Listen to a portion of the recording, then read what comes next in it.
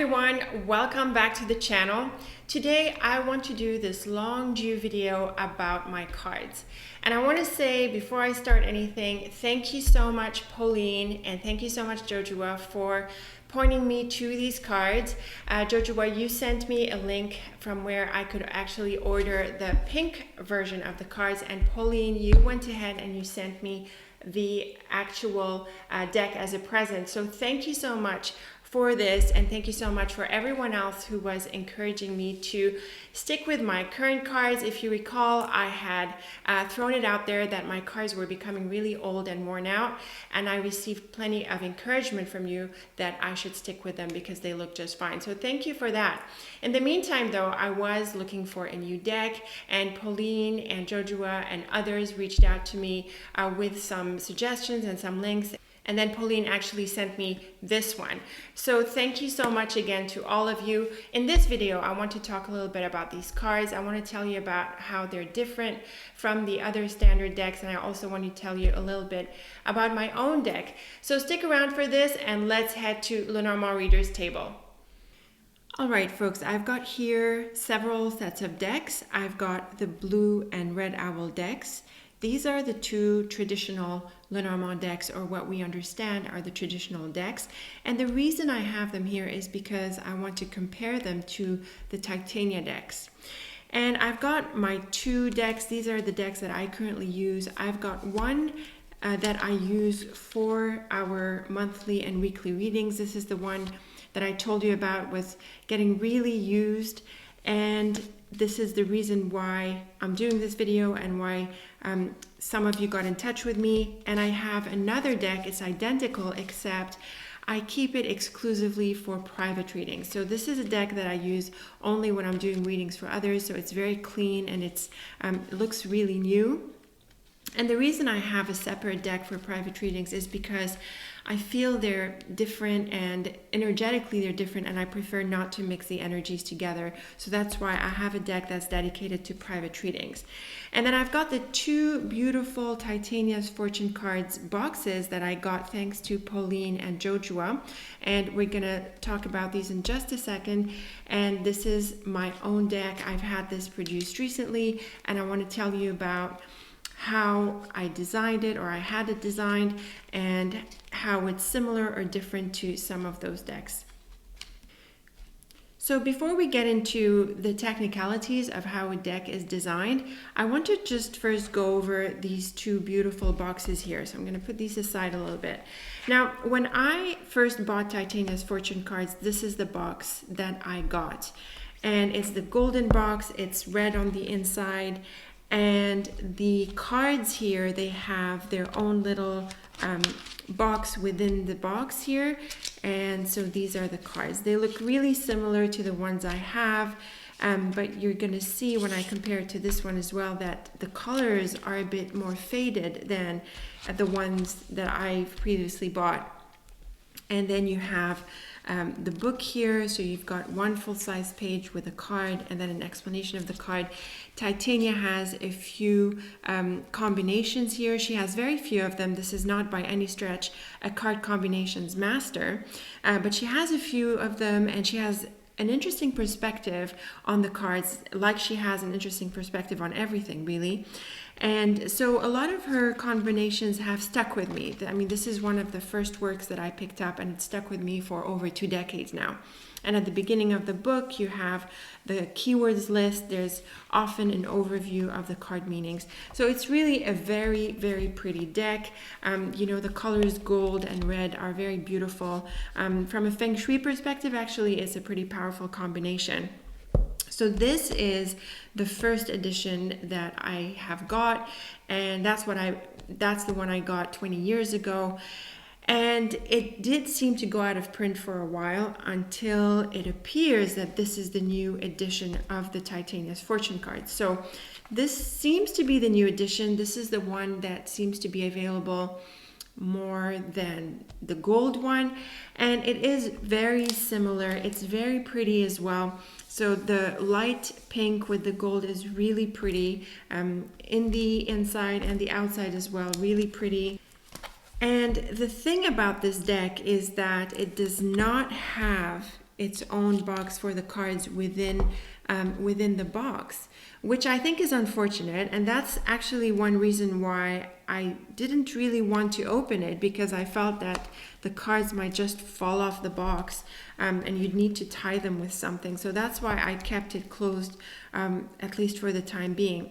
Now, one thing that jumps out from the card and the card pages is the colors are completely faded, and I don't know why that is, but this is definitely what I am used to. And I've bought this deck about 6 or 7 times in the very least over my career so far, and you can see that, you know, the colors here are so brilliant. So if we took the Coffin, let's look for the Coffin here. Oh, she doesn't have them in alphabetical order, and that's why I like it in alphabetical order. It's just easier. And she doesn't have the pips as well, and we'll talk about this in a bit. So you can see the colors are completely different. I definitely much prefer these, not only because I'm used to it, but I also feel that these are brighter. And also, just moments before starting the video, I came across the keys at the end, and I really did not like the colors of the key in here. I mean, look at this. This is pink, and I don't know what this is. This is yellowish, and it's faded. And the key, I'm used to the key being a totally brilliant key card. It's one of my favorite cards. Look at this. A beautiful green stands out, and it's so brilliant. And so this is the book, and I realize that this is the book, but it does seem as well that the cards on the pink version of Titania's Fortune cards are also faded. So this is the anchor card, and if I pulled out the anchor card from this deck here, you're going to see there's a huge difference in the brilliance of the colors, and I don't know why they produced it. Oh, there it is. There we go. So there's quite a difference in the brilliance of the colors and the saturation of the colors. So I feel that the new edition is a little bit faded. I don't really like it as much as the old one, and I don't think I'll be using it moving forward. I really want to keep these 2 beautiful boxes as, let's say, a keepsake of sorts, or maybe a reference, because they're getting harder and harder to find, and I just don't want to use them and then regret that I couldn't find them again. And actually, this is not so much gold, it's more of a copper. It's almost a copper, maybe it's gold, I can't really tell. I think it's gold. Just under the light, it appeared as copper. Okay, so these are the 2 beautiful boxes that I was able to get thanks to Pauline and Joshua again, as well as others who pointed me to some online bookstores that carry them.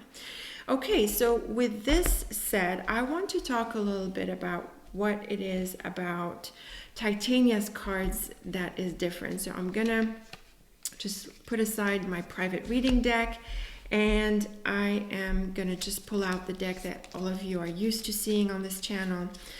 So the reason I have these 2 decks is because I want to compare Titania's deck to the more traditional Lenormand decks. And the more traditional, quote unquote, are what we know as the Blue Owl deck and the Red Owl deck. So this is not a video focused on the Blue Owl deck or the Red Owl deck, but let's quickly look at them a little bit so that we have a common framework for the comparison.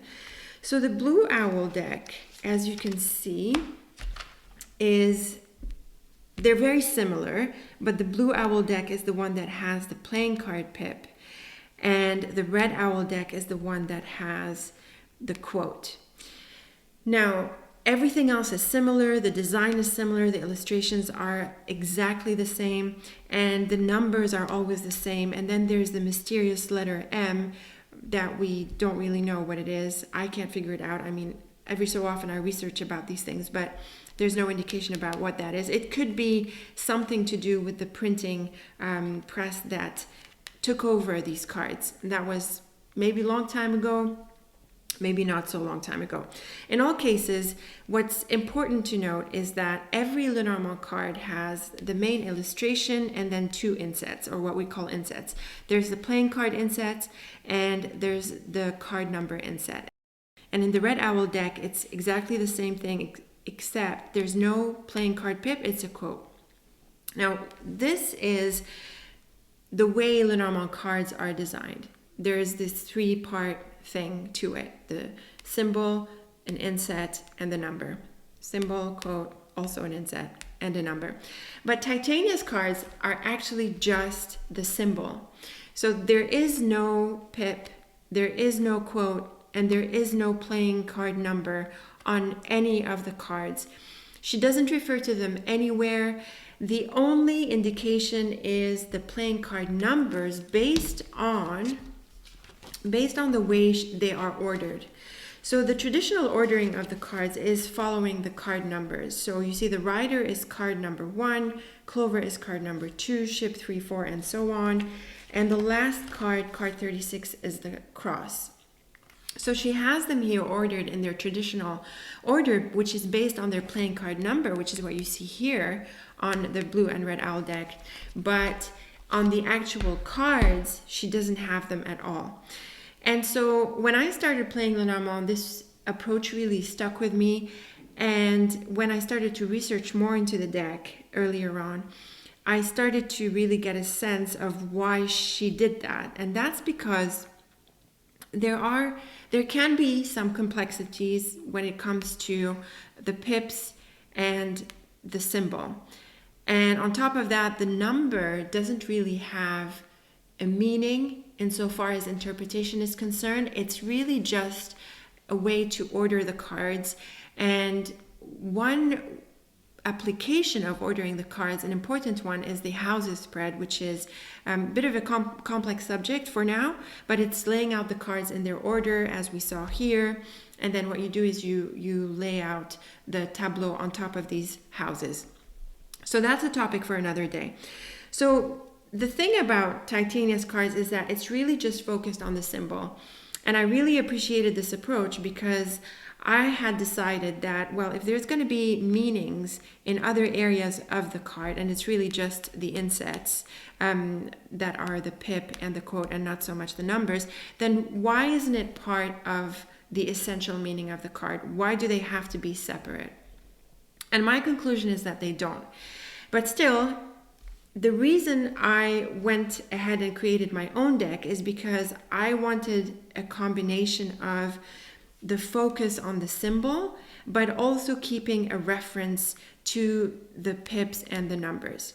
So when I came up with my deck, I've had it designed in such a way, oops, there's a couple more cards in, a few more cards in here.